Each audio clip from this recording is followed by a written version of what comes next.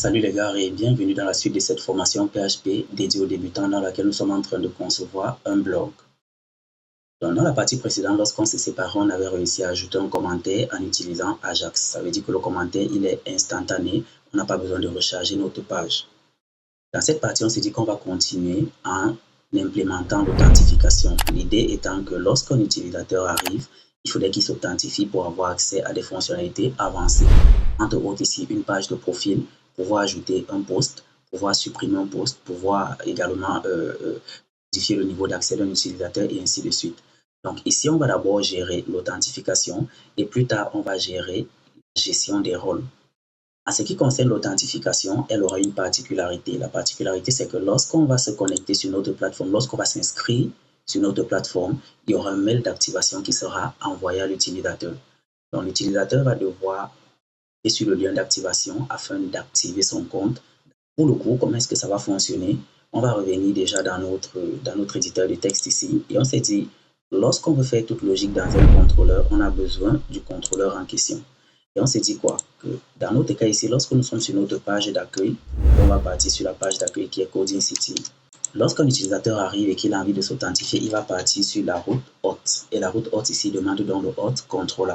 Et à l'intérieur, on aura une fonction qui sera register pour s'inscrire.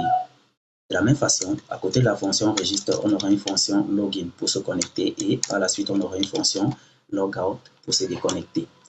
Donc, ce qui veut dire qu'on va déjà rentrer dans notre éditeur de texte ici et je vais me créer un premier contrôleur que je vais appeler ici hot controller. Puis on s'est dit on aura un ensemble de fonctions qui vont permettre de mener des actions à bien. Donc j'aurai ici une fonction que je vais appeler register. Cette fonction va permettre à l'utilisateur de se connecter.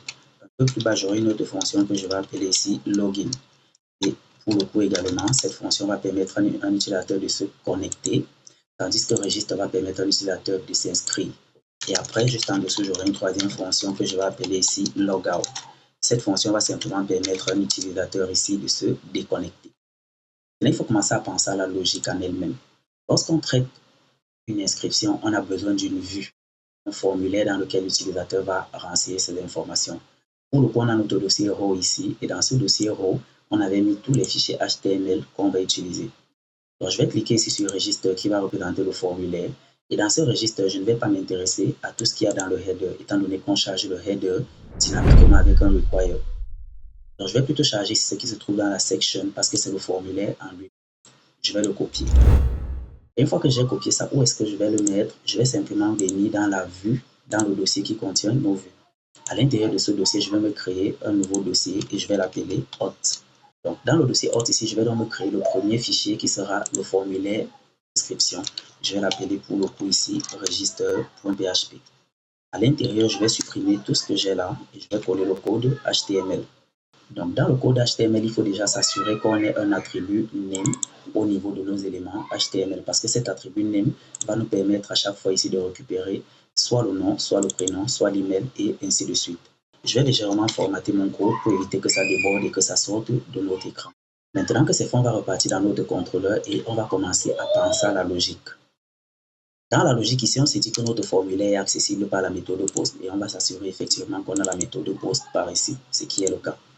Donc, du coup, vu que le formulaire doit être accessible par la méthode post, on va donc checker ici dans le serveur la méthode avec laquelle l'utilisateur essaye d'accéder à notre formulaire. On va donc checker ici pour le coup la request méthode. Si jamais on se rend compte que la request méthode que l'utilisateur a renseignée utilise n'est pas la méthode post, on va lui renvoyer une erreur. Et les erreurs en question, on va les stocker ici dans un tableau qu'on va appeler errors. Pour le coup, initialement, on aura un tableau vide. Mais chaque fois qu'on aura une erreur, on va créer une clé à l'intérieur de ce tableau.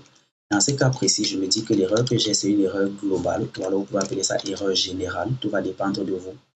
Donc, il essaye d'accéder à mon formulaire de façon illégale. Et je vais lui dire méthode non autorisée. Mais si jamais il accède par la méthode post, ce bloc de code serait ignoré. Donc, ce bloc de code ne va être exécuté que si cette condition est vraie. Si la condition n'est pas vraie, on va sauter ce bloc de code et on va continuer. Une fois qu'on va continuer on a besoin donc de hacher le mot de passe que l'utilisateur va nous renvoyer. Déjà, le mot de passe, où est-ce qu'on va le récupérer? On va le récupérer dans le $post. Autrement dit, on aura ici un name. Et le name sera par exemple un le score post. Et là, je vais récupérer la clé name qui se trouve dans le formulaire. La clé name qui se trouve dans le formulaire, je récupère cela à travers l'attribut name qui se trouve là et je vais récupérer la clé name. Donc, à travers cet attribut name, je vais également récupérer le prénom qui sera le first name. De cette façon, je peux venir un peu plus bas ici et me dire que j'aurai donc un first name qui sera un underscore post. Et là, je vais récupérer la clé first name, autant pour moi. Mais lorsque je récupère ces éléments, il pourrait arriver qu'on ait des erreurs. Je vais lui dire, OK, si jamais tu ne parviens pas à récupérer, tu vas me récupérer simplement une chaîne de caractères vide. À ce niveau, tout allait bien. Un truc qui pourrait être encore mieux, c'est d'éviter des injections. Donc, je vais lui dire, OK. Lorsqu'on travaillait précédemment, on a créé ici une fonction qu'on a appelée le sanitize, qui va permettre de nous éviter certaines injections. Donc, je vais venir, je vais me dire, plutôt que de récupérer ces éléments, ainsi, tu vas faire un sanitize et tu vas traiter ces éléments. Si jamais l'utilisateur met des balises ou alors des caractères injectants, on va devoir les échapper. De la même façon que je l'ai fait, je vais également le faire ici en ce qui concerne le first name. Et puis, je vais dupliquer cette ligne, mais cette fois-ci, plutôt que de faire la même chose avec un first name, je vais plutôt demander ici à récupérer une clé qui sera l'email. Maintenant, j'ai un dernier élément qu'il me faut et cet élément, c'est le mot de passe. Mais je ne vais pas ici récupérer un sanitize password ou alors je peux le récupérer. Je peux faire un sanitize password en me disant je vais faire d'abord dans un premier temps sanitize password. Mais le problème, c'est que dans mon projet, je ne vais pas utiliser un mot de passe en clair, je vais utiliser un mot de passe qui sera haché. Donc, je vais ici utiliser un hashed password. Et pour le hashed password, ici, je vais utiliser la fonction PHP qui est le password underscore hash. Et dans ce password underscore hash, je vais lui dire, tu vas prendre le mot de passe que l'utilisateur a renseigné dans le formulaire. Ce mot de passe, tu vas le hasher en utilisant l'algorithme du password bcrypt. Une fois que j'ai récupéré les informations qui m'intéressent et que je vais stocker en base de données, je peux donc ajouter mon utilisateur. Mais pour ajouter mon utilisateur, il y a une condition particulière. Il faudrait que le tableau des erreurs soit totalement vide. Donc, on va checker ici le empty errors. Donc, si jamais le tableau des erreurs est vide, on va renseigner notre utilisateur.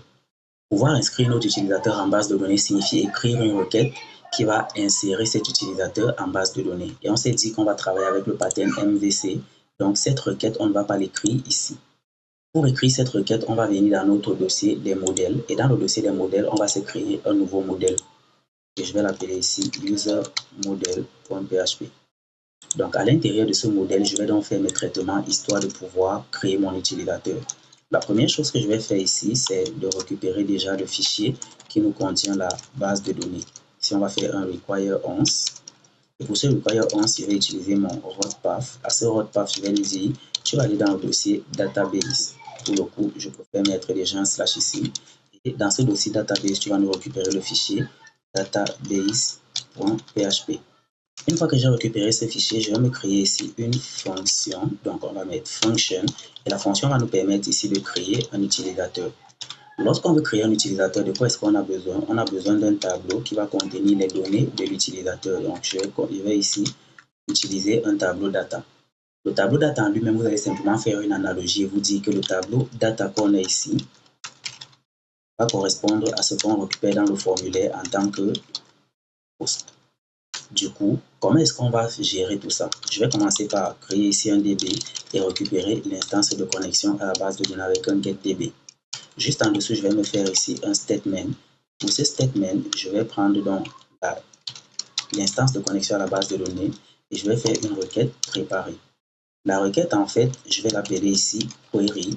Et pour le coup, il faudrait donc que je définisse cette requête un peu plus haut. Donc, je vais créer la variable query. Dans la variable query, on va écrire notre requête. Et qu'est-ce qu'on veut faire dans la requête? On veut faire une insertion. Ici, je vais faire un insert into et on va insérer dans la table user.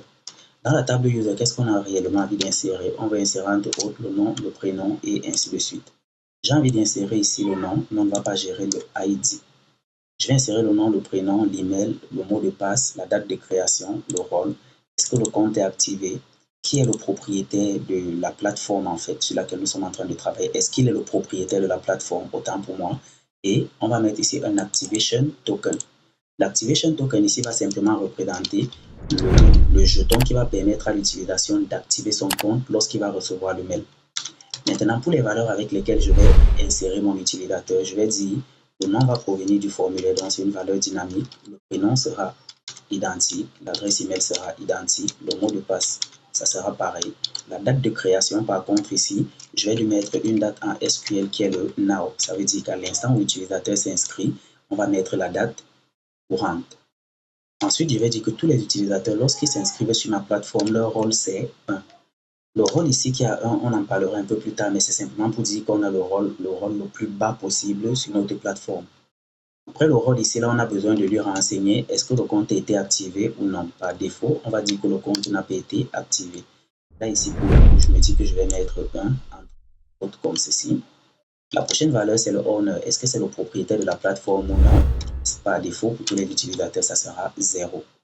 Maintenant, le dernier paramètre, c'est le token d'activation. Et là également, on va renvoyer cela dans notre fonction register. On voit les valeurs ici que j'ai envie d'insérer dans ma base de données. Une fois que j'ai fini et que j'ai écrit ma requête, que je l'ai préparée, je vais donc pouvoir l'exécuter. Et pour l'exécuter, je vais directement utiliser un return. Je vais prendre le statement en lui-même. À ce statement, je vais faire un execute et je vais lui dire, OK, tu vas exécuter cela avec le tableau data qui vient de t'être passé en paramètre. De cette façon, le tableau data qu'on a ici, qu'est-ce qu'on va faire? On va revenir dans notre contrôle et se dire, on a besoin d'un tableau data avec lequel on va inscrire nos utilisateurs. Tout ce qu'on va faire, c'est de définir ici un data. Et à l'intérieur de ce tableau, on va simplement mettre le nom, on va mettre le prénom, c'est plutôt le first name. Ensuite, je vais mettre l'email. Je vais renseigner ici le hashed password parce que je veux le mot de passe haché. Et ensuite, on aura un token. Maintenant, comment est-ce que je vais créer le token d'authentification? Je vais venir juste ici après le empty equals et je me dis que je vais créer le data également ici dans notre condition qui nous permet d'insérer l'utilisateur. Donc, je vais me créer ici une variable que je vais appeler token. Et pour cette variable token, je vais utiliser la fonction PHP bin2 hexadecimal. Je vais ensuite lui passer à l'intérieur un random bytes qui aura une longueur de 32 caractères. Là, je viens de créer le token d'activation et puis je vais lui dire, OK, le dernier élément que tu vas rajouter ici, c'est un token d'activation. Là, je viens de créer mon tableau data qui va être utilisé pour inscrire mon utilisateur dans ma base de données.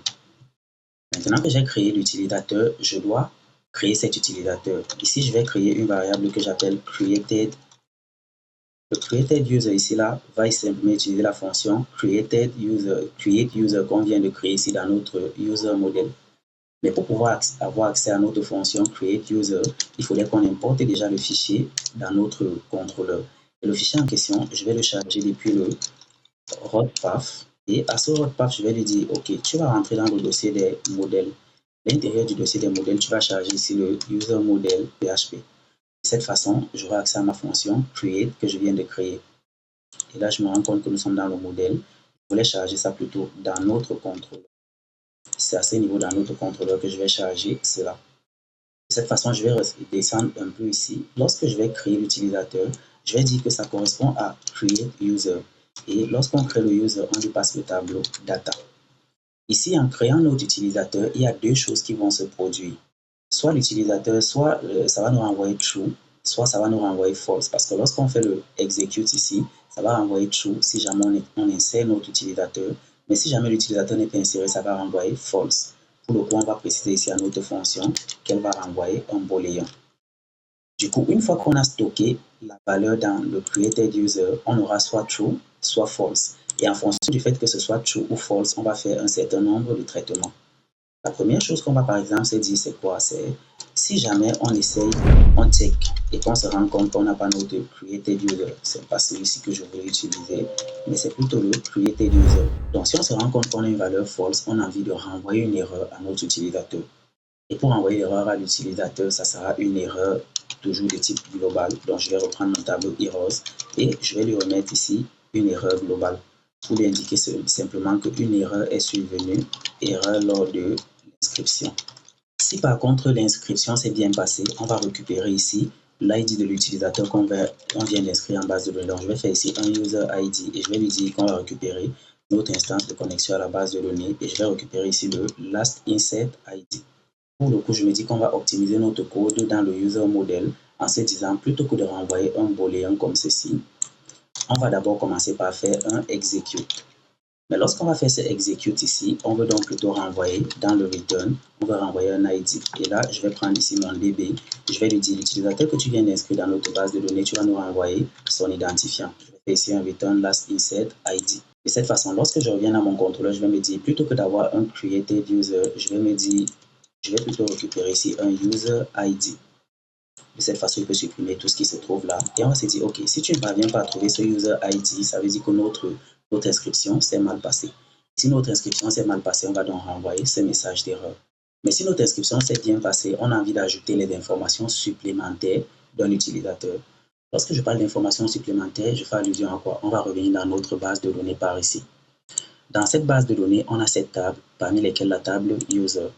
La table user contient les informations impératives lorsqu'on a envie d'ajouter notre utilisateur en base de données. Par contre, la table user add va contenir les informations supplémentaires.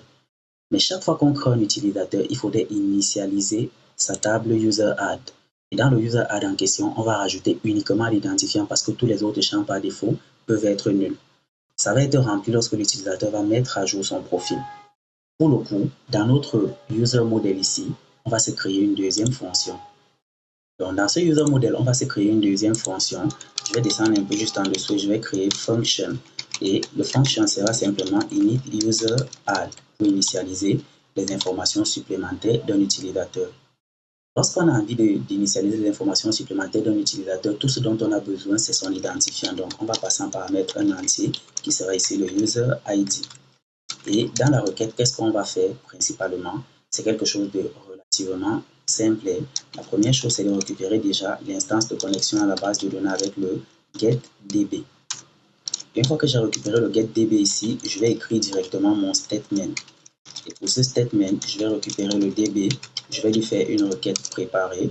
Dans cette requête préparée ici, je vais faire un insert into user add. Donc, nous sommes en train d'ajouter dans la table user add. Dans la table user add, j'ai juste envie d'ajouter ici le user ID pour simplement faire la liaison entre l'utilisateur qui vient de s'inscrire et les informations supplémentaires qu'il va renseigner lorsqu'il va faire la mise à jour de son profil. Et quelle est la valeur que je vais mettre dans ce user ID? Pour le moment, je vais utiliser un paramètre positionnel. Donc, je vais mettre un point d'interrogation. Une fois que c'est fait, je vais donc faire ici un return et je vais prendre le statement que je viens de créer. Je vais simplement l'exécuter. En l'exécutant, je vais lui dire que le tableau que tu vas prendre pour l'exécuter, c'est le user ID qui t'a été passé en paramètre. De là, je vais également définir avec le init user add. Donc, ici, on aura soit true, soit false en fonction du fait que l'insertion s'est bien passée. De cette façon, on s'est dit, OK, si jamais on réussit déjà à créer notre utilisateur, on va récupérer son identifiant. S'il n'y a pas d'identifiant, ça veut dire qu'on n'a pas pu créer l'utilisateur, on va renvoyer cette erreur. Mais si jamais on a pu créer notre utilisateur, on va continuer en ajoutant, en initialisant donc les données qu'il va utiliser dans sa table des fonctions supplémentaires. Et pour le coup, je vais dire, OK, si jamais on a réussi à créer un utilisateur, tu vas faire également un create, c'est init, autant pour moi, un init user add. Et là, tu vas simplement lui passer le user ID. Une fois qu'on a ajouté les informations supplémentaires de l'utilisateur, on peut récupérer le statut ici dans un init status. Là, ça va nous renvoyer soit true, soit false. Et puis, on va donc faire un check en se disant, si jamais on teste et qu'on ne voit pas un init status, ça veut dire qu'il y a un problème. On n'a pas réussi à initialiser la table supplémentaire d'un utilisateur. Mais là, on ne va pas afficher l'erreur à l'utilisateur. C'est une erreur qu'on veut garder en interne. Donc, je vais utiliser ici le error log. Le error log ici permet de stocker des erreurs dans un fichier journal qu'on peut exploiter un peu plus tard. Dans ce error log, je vais simplement dire ici erreur lors de l'initialisation, ici c'est initialisation de la table user add. Maintenant qu'on a réussi à inscrire notre utilisateur et qu'on a initialisé sa table supplémentaire, on va donc envoyer le mail à l'utilisateur. Envoi du mail d'activation. Pour le mail d'activation, je pourrais l'écrire ici, mais ça risque de polluer mon fichier. Donc, ce que je me dis, c'est quoi? Ce que je me dis, c'est qu'à la racine de mon projet Coding City, je vais me créer un nouveau dossier. Ce dossier, je vais simplement l'appeler ici service.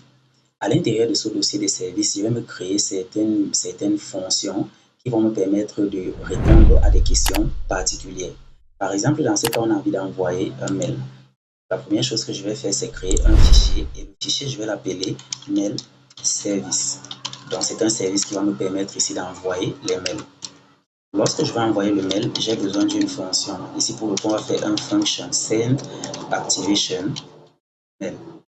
Lorsque je vais envoyer un email à un utilisateur, j'ai besoin ici de son adresse email qui sera une chaîne de caractères. Donc, je vais mettre ici en premier paramètre email.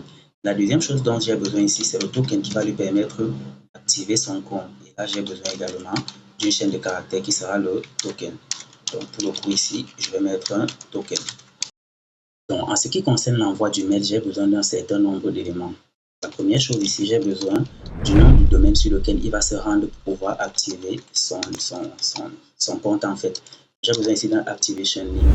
Dans notre cas ici, nous sommes en train de travailler en localhost. Donc, je vais mettre ici un localhost. Ensuite, une fois que c'est fait, on est en train de travailler sur Coding City. Pour le coup, je vais mettre ici Coding City. Et après, je vais lui dire, OK, lorsque tu es sur Coding City, tu vas te rendre sur une route qu'on a appelée hot.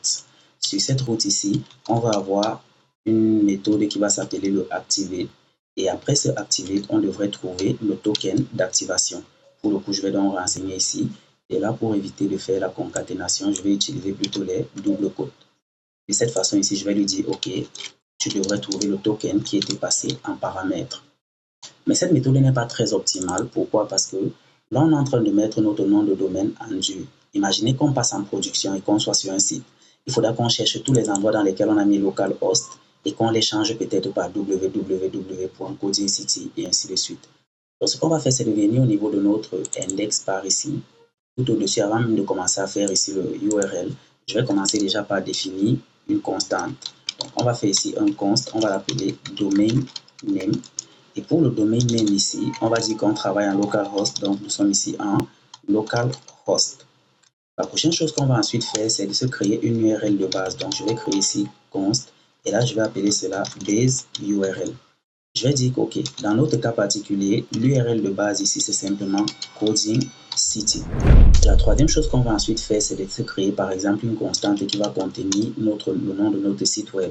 Donc, on va faire ici un website underscore name. Et là, on va dire que notre site web, par exemple, vous êtes libre de mettre ce que vous voulez, blog coding, par exemple.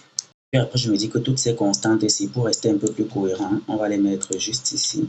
De cette façon, lorsque je vais revenir ici dans mon mail service, je vais lui dire, OK, plutôt que de venir prendre cet élément comme on l'a mis, tu vas mettre ici le domain name.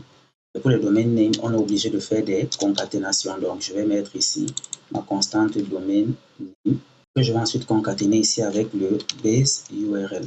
Et après ce base URL, je vais désormais concaténer cela avec hot activate token et ainsi de suite. Mais pour mon base URL, je crois que j'ai écrit ici un index. Le base URL devra avoir un slash au début et un autre slash à la fin. Je pense que là, on n'aura aucun problème. Donc là, je viens de créer ici le lien sur lequel on va se rendre pour activer notre compte. Ce qui fait que si jamais on passe en production, plutôt que d'aller changer localhost partout, on va simplement mettre notre nom de domaine par ici. Là, je vais descendre et puis je me dis, j'ai le lien sur lequel il va activer, mais il faut le sujet avec lequel il va devoir actuer. Il faut l'objet en fait. Je vais l'appeler ici subject. Et pour l'objet, on va simplement dire ici qu'il est en train de faire une activation de compte. En dessous, donc, il me faut récupérer le message, en fait, l'email qui va être envoyé à l'utilisateur. Je vais définir donc ici un OBStart. En dessous de ce OBStart, j'ai besoin du fichier ou alors de l'email que je vais envoyer à l'utilisateur. Dans un premier temps, on va mettre ici récupérer l'email. On viendra traiter ça un peu plus tard. Une fois que j'ai fini avec le OBStart, je vais récupérer cela en tant que message. Donc, je vais faire ici un OBGetClean. Une fois que c'est fait, je vais devoir envoyer le message. Mais lorsque j'envoie le message, il faudrait que je puisse tester si le message a été envoyé ou non. Lorsqu'on envoie le message, on utilise la fonction PHP mail. Mais pour être un peu plus organisé, nous, on va se créer une fonction qui va gérer cela. Donc ici en dessous, je vais créer une autre fonction, une fonction que je vais appeler sendMail. Cette fonction sendMail va prendre un certain nombre de paramètres. Premièrement, le destinataire, celui à qui on va envoyer notre mail. Ensuite, on va lui donner ici l'objet de notre mail. Le troisième paramètre sera le contenu que je vais mettre ici à travers le paramètre message. Et le quatrième sera ici le content type. En ce qui concerne le content type, on va dire que dans un premier temps, nous, on va envoyer des mails qui seront en texte simplement. Mais si jamais on veut changer, on pourra changer ça à l'intérieur de notre fonction. Pour que notre mail soit envoyé de façon optimale, il faudrait qu'on définisse ici ce qu'on appelle généralement les headers. Et en termes de headers, il faut donner derrière la version MIM. Ici, on va faire un MIM version. Et on va lui dire que nous sommes en train de travailler avec la version MIM 1.0. Pour cette version MIM 1.0 ici, je vais simplement lui mettre des sauts de ligne. Je vais mettre ici un anti/R, anti/N. De la même façon, on va ajouter une autre en-tête. Et cette fois-ci, tête, il faut penser à concaténer. Donc, ne mettez pas simplement les signes égaux. Et dans cette en-tête ici, qu'est-ce qu'on va lui rajouter? Je vais mettre un from, deux points. Je vais dire, OK, nous, on va faire un no reply, arrobase. Maintenant, on ne voudrait pas qu'il nous réponde et il faut lui préciser à qui il ne devrait pas répondre. Donc, je vais faire une extrapolation ici. Et dans cette extrapolation, je vais utiliser le serveur. Dans ce serveur, je vais récupérer ici le HTTP host. Lorsque je demande de ne pas répondre, je vais également faire ici un saut de ligne. Je vais dupliquer ce que je viens d'écrire ici et je vais dire, au lieu de faire maintenant le no reply, je vais maintenant faire un reply to. Je vais rien modifier pour tout ce qui est après. Et la dernière chose que je vais faire en tant qu'en-tête ici, dans le headers, je vais simplement supprimer tout ce que j'ai ici. Je vais lui dire, dans notre cas présent, nous sommes en train d'utiliser un content type. C'est mieux si j'écris déjà content-type comme ceci. Là, on va lui dire, ce qu'on utilise comme content type ici, c'est le content type. Et on va lui donner un encodage qui sera du JavaScript UTF-8. Maintenant que j'ai fini de formater mes en-têtes ici, je vais donc utiliser ma fonction mail en utilisant le return. Je vais lui dire dans le return, tu vas utiliser la fonction mail PHP pour envoyer un mail. Tu vas l'envoyer au destinataire. Tu vas également préciser l'objet du mail. Tu vas lui envoyer le message du mail. Et après, tu vas lui envoyer toutes les en-têtes que je viens de formater. Donc là, on vient de gérer notre send mail qui va renvoyer soit true, soit false. Du coup, dans cette fonction, on va donc ticker pour voir si jamais on n'a pas réussi à envoyer le mail. Je vais faire un send mail. Je vais lui dire, tu vas passer cela. Tu vas utiliser l'adresse email à laquelle tu dois envoyer le mail. Ici, tu vas lui passer le subject qui est l'activation de son compte. Le message, on va le récupérer avec le OP-GET-CLEAN. Et puis, en ce qui concerne le type ici, par défaut, on s'est dit qu'on travaille avec les textes pleins. Mais nous, ici, on va lui dire, OK, dans notre cas précis, tu ne vas pas travailler avec les textes pleins, mais tu vas travailler avec des textes HTML. Et là, on va donc tester si ça nous renvoie true ou false. Si jamais ça nous renvoie ici false, on va utiliser notre fonction error-log. Et on va simplement stocker l'erreur. L'erreur, par exemple, je vais mettre ici erreur échec, autant pour moi, lors de l'envoi du mail. Vu que c'est une erreur technique, l'utilisateur ne devrait pas voir cette erreur. Échec lors de l'envoi du mail à, et là je vais dire qu'on voulait envoyer le mail à email. Et lorsque c'est fait, je fais un return false pour lui dire, OK, tu vas arrêter l'exécution du code. Mais si jamais le mail est envoyé normalement, je vais faire ici un return de true. De cette façon, la fonction send activation mail va également envoyer un booléen. Maintenant, on s'est dit qu'il faut le message qui va être envoyé à l'utilisateur ou alors le template de l'email qui va être envoyé à l'utilisateur. Comment est-ce qu'on imagine faire ça? On imagine simplement se dire, lorsqu'on demande notre OB-Start, on veut récupérer un fichier ici qui va contenir le mail qu'il faudra envoyer. Le fichier en question, je vais le charger ici en faisant un require et je vais charger en utilisant le dossier DI. Je vais me dire, lorsque je suis dans le dossier DI ici, j'ai envie d'aller chercher un fichier qui se trouve dans mes vues. Donc, le fichier en question, je vais sortir dans un premier temps, étant donné que dans Mail Service, il me trouve dans le dossier Service. Je vais ressortir et je serai à la racine de mon projet. Étant à la racine de mon projet, je vais entrer dans le dossier Views. Dans le dossier Views, je vais entrer dans le dossier Hot. Et à l'intérieur du dossier Hot, j'aurai un fichier que je vais appeler ici Activate.php. C'est ce fichier qui va contenir dans le template de notre email. Je vais créer ce fichier. Une fois que le fichier est créé, il va donc falloir qu'on lui ajoute son code HTML. Ici, je vais mettre notre template HTML. Je vais dire que moi, je travaille en français, donc je vais changer le EN pour mettre le FR. Ici, au niveau du titre, ce n'est pas vraiment pertinent, on peut laisser ça. Ce qui nous intéresse particulièrement, c'est les informations qu'on va renvoyer à l'utilisateur. Pour le coup, ici, je vais créer une section. Dans cette section ici, je vais mettre un titre de niveau 1 H1 et on va dire ici administration. Là, il faut préciser l'administration qui est en train de lui écrire. Administration de qui, par exemple? Là, on a défini cela dans notre website name. Donc, je vais récupérer ici la constante website name. Juste en dessous du titre, ici, je vais me mettre un paragraphe À l'intérieur du paragraphe, je vais mettre ici strong. Déjà, ce n'est pas pertinent de mettre bonjour dans une balise strong. Donc, je vais simplement mettre ici bonjour. Dans bonjour, j'aimerais pouvoir récupérer le nom de l'utilisateur, mais je me dis que ce n'est pas pertinent. Donc, je vais mettre bonjour et puis je vais passer à la ligne. À la ligne, je vais simplement copier tout ce que j'avais écrit et je vais coller ça. Donc, je vais lui dire, pour finaliser votre inscription, veuillez cliquer sur ce lien. Le lien, c'est Activation Link. Et on aura accès à ce Activation Link parce qu'on l'a créé juste ici. Et vu qu'on charge le fichier juste par ici en dessous, Activation Link sera donc défini. Donc, pour la suite, je vais revenir dans mon Activate ici et on va dire cordialement. Une dernière chose qu'on pourrait faire juste après le P ici, c'est de se créer par exemple une div. À cette div, je peux donner une classe que je vais appeler par exemple copyright. Et dans le copyright, en fait, on ne va rien faire de bien compliqué. On va faire juste un petit JavaScript. La première chose que je vais faire ici, c'est de prendre mon website name. Une fois que j'ai fait ce website name ici, je vais afficher, je ne vais pas faire du JavaScript, je vais plutôt faire du PHP. Je vais utiliser la fonction date et je vais lui dire, tu vas m'afficher la date courante, mais tu ne vas récupérer que l'année. Et lorsque ça sera fait, je vais ajouter ici une dernière consigne du style réservé. Et vu que je n'ai pas d'accent, vous allez être particulièrement indulgent avec moi. Donc, je ne devrais pas mettre ça ici. Je vais mettre ça dans ma balise HTML qui est la div.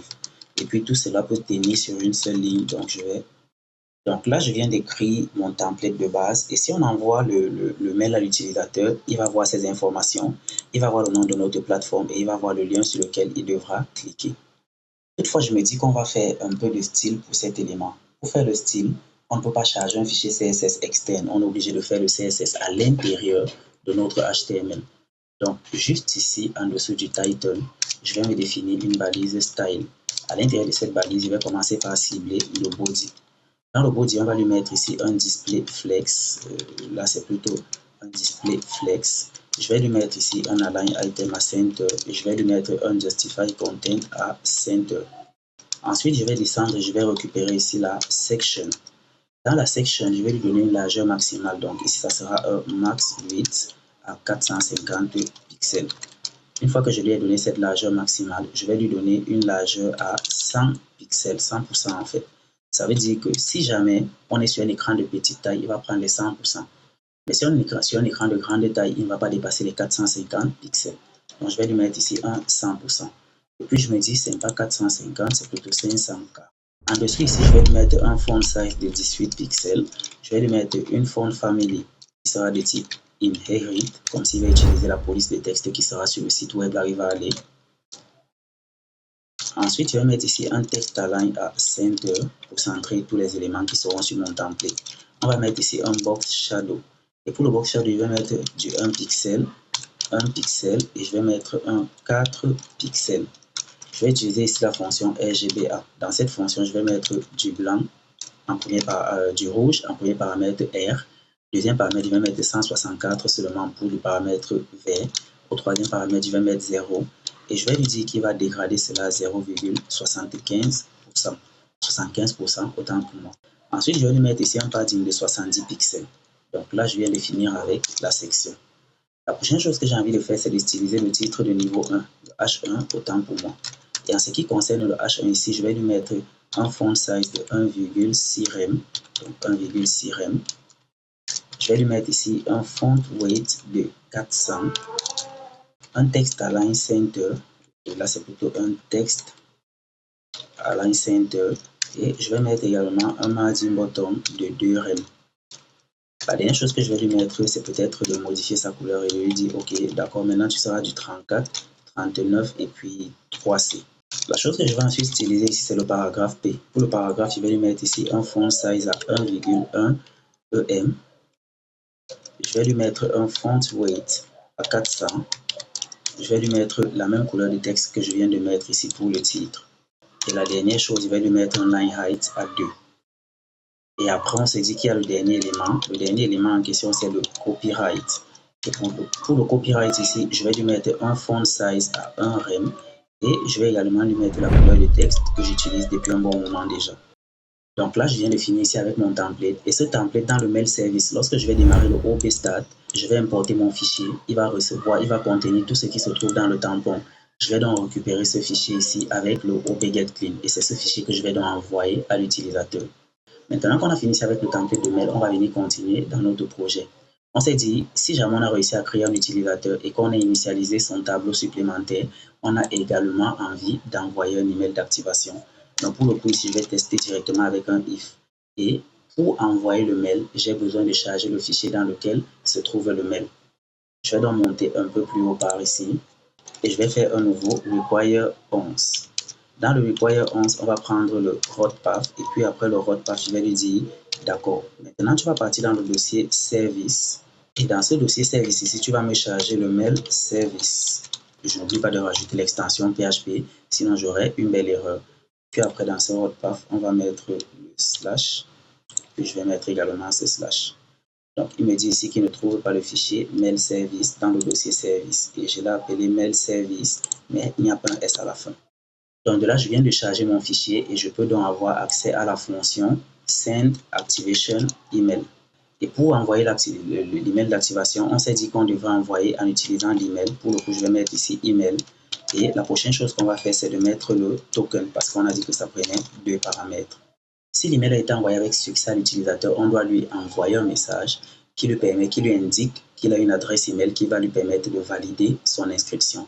Pour le coup, on s'est dit qu'on va envoyer le message dans une session. Donc, je vais définir ici là un session. Et dans cette session, je vais définir une clé flash qui sera un message flash. Dans cette clé flash ici, je vais lui dire par exemple que un message ou alors un mail, autant pour moi. Donc, je vais lui préciser qu'un mail d'activation a été envoyé à son adresse email.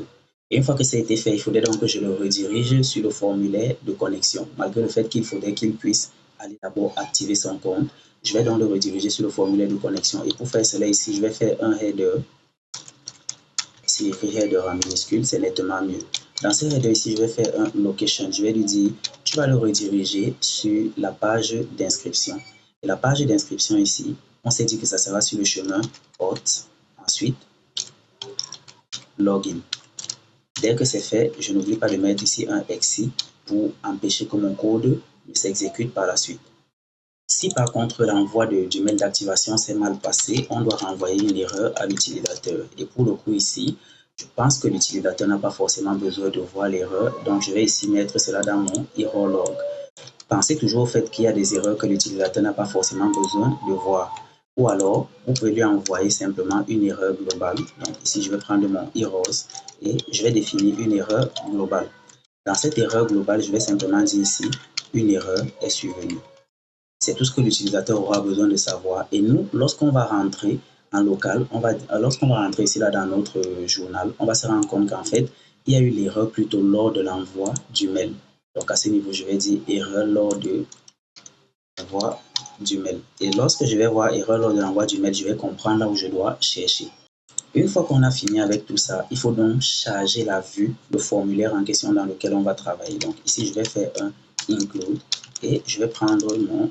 Lorsque j'ai chargé le road path ici, je vais lui dire, tu vas partir dans le dossier des views.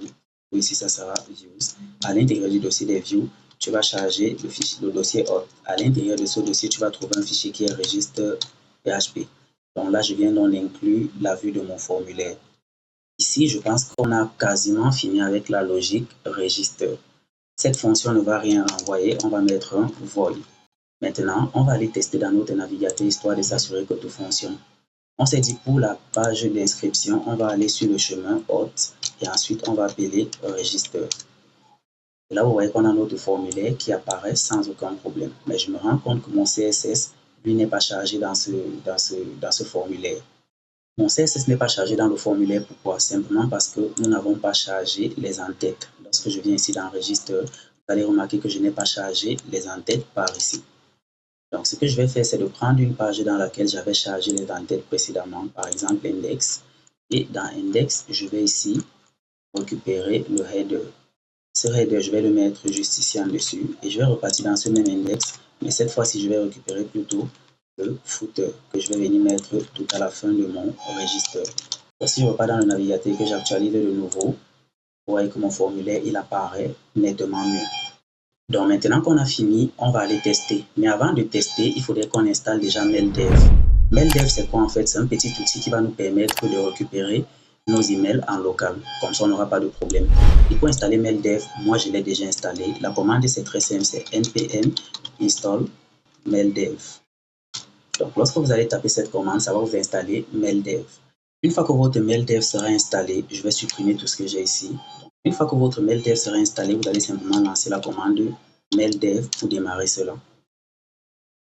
Moi, à mon niveau ici, on m'indique que le port sur lequel j'ai envie de démarrer mon MailDev est déjà occupé et je ne peux pas l'utiliser. Généralement, c'est dû au fait qu'on utilise le sous-système Linux dans Windows. Donc, ça va réserver certains ports qu'on ne pourra pas utiliser de façon spontanée. Ce que je vais donc faire ici, c'est de dire net stop minat. Et là, ça ne peut pas le faire parce qu'il a besoin que j'utilise ici un terminal en mode administrateur.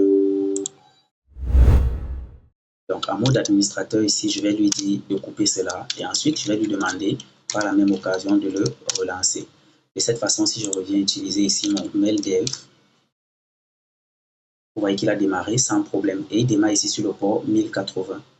Donc, je vais cliquer là et on va se rendre dans notre navigateur. Vous voyez que j'ai MailDev qui apparaît pas ici.